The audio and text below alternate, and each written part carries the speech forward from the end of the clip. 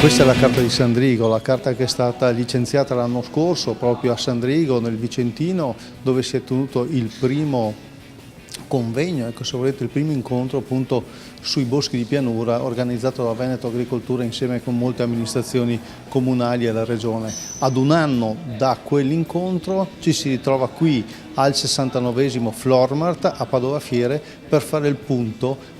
un anno dopo. 5.000 sono gli ettari che si cerca di andare a piantare da qui al 2050, vediamo cosa si sta dicendo. Un'iniziativa che quando l'abbiamo organizzata l'anno scorso pensavamo. Ci ritroviamo dopo un anno, Assessore, a fare il punto. I boschi sono importanti in pianura. Beh, certo, perché dopo la carta di Sandrigo, che è stata proprio firmata l'anno scorso a quest'ora, a Sandrigo appunto noi abbiamo lanciato insieme ai comuni del Veneto questi progetti di riforestazione in pianura, progetti importanti, progetti che vanno comunque nel recupero anche degli spazi o isolati o spazi comunali o parchi da rivedere o addirittura comunque aziende agricole che in parte vogliono ripiantare le nostre siepi, i nostri boschi di pianura, vanno nel senso comunque di un ritorno a quegli spazi sia per la fauna sia per la biodiversità che sono assolutamente importanti anche per la nostra regione. Ricordo che comunque noi già l'anno scorso abbiamo presentato un emendamento in finanziaria, ma lo ripresenteremo quest'anno per finanziare questi tipi di progettazioni che soprattutto il vivaio di Veneto Agricoltura a Montecchio Precalcino, che produrrà appunto i semenzali, i trapianti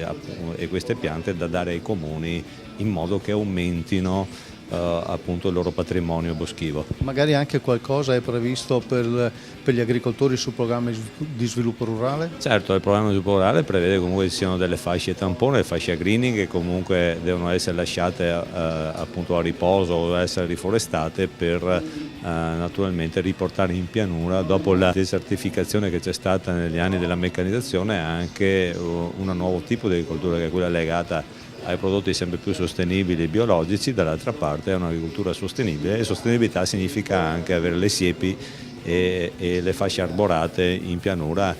anche contro i cambiamenti climatici, anche per mantenere l'acqua nelle nostre pianure, ma soprattutto comunque anche per migliorare la qualità dell'aria del nostro Veneto. E a proposito di cambiamenti climatici, hanno anche un grande effetto educativo. Certo, perché poi questi boschi, queste piante danno sia ai veneti ma anche ai ragazzi, ai bambini comunque l'esempio di cos'era il Veneto una volta fino agli anni 70, in cui era veramente un grande bosco di pianura.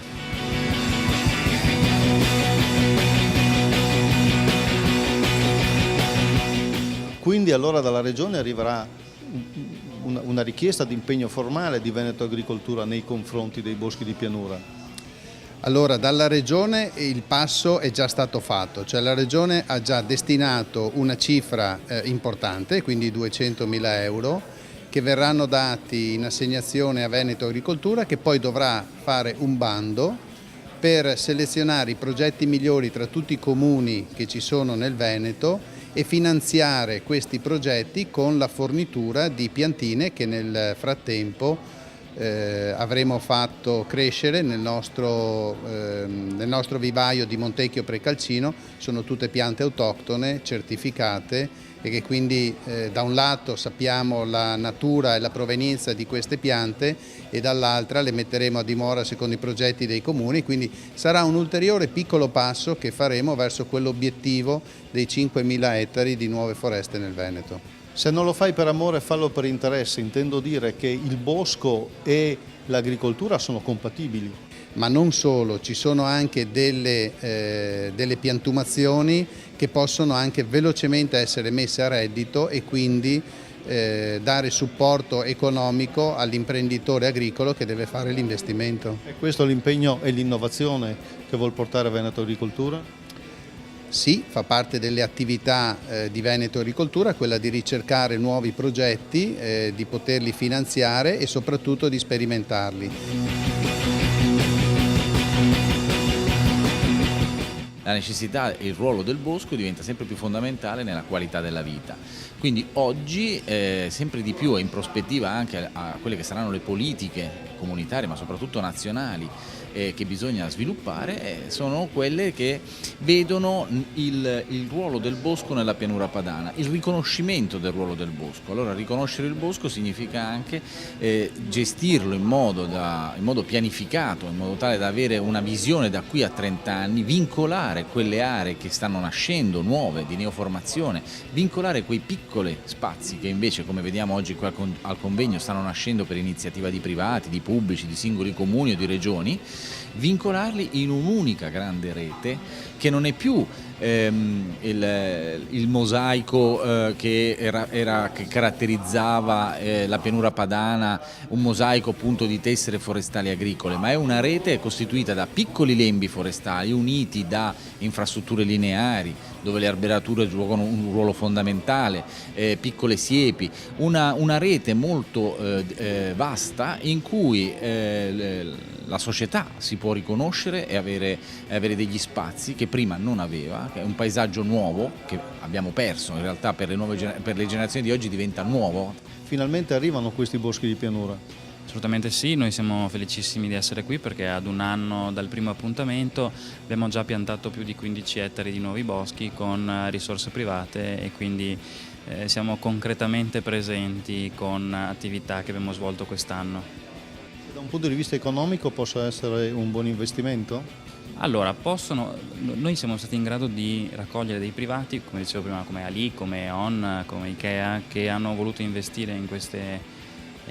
idee e quindi hanno finanziato la parte di impianto e di gestione per un determinato numero di anni, ma la sfida è quella poi di fare in modo che ci siano tutta una serie di servizi che possono dare il bosco che lo facciano almeno ripagare. Quindi arrivano i boschi in pianura?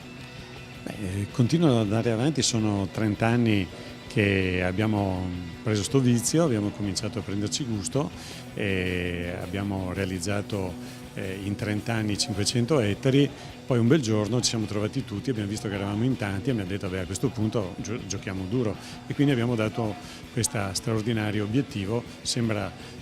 tantissimo ma ci crediamo, 5.000 ettari di qui al 2050 e vedere iniziative come quella di oggi qui al Floormart ci dice siamo sulla strada giusta, si sta muovendo il settore privato, abbiamo sentito parlare di fondi di investimento, di associazioni che parlano un linguaggio economico, quindi non è più solo farlo per la natura, farlo per le prossime generazioni, ma è anche farlo per il tuo portafoglio. La sfida è quella di dimostrare che i boschi di pianura sono altrettanto redditizi, se non più redditizi, del classico campo di mais, non per avercela con il mais, ma per dire che c'è qualcosa d'altro che si può fare in pianura. D'altra parte, prima del mais c'erano solo boschi.